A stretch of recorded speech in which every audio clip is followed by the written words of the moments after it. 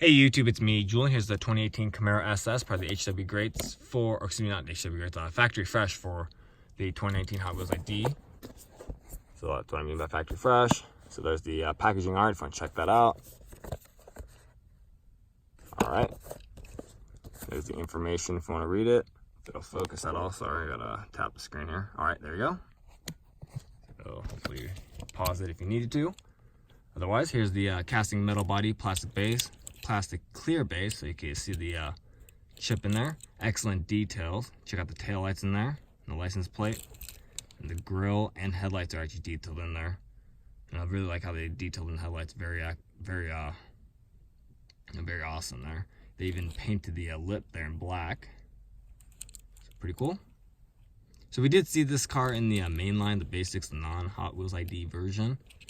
But this one's much better because you got the full details going on with it and the Spectraflame paint, which to me just looks so much more awesome.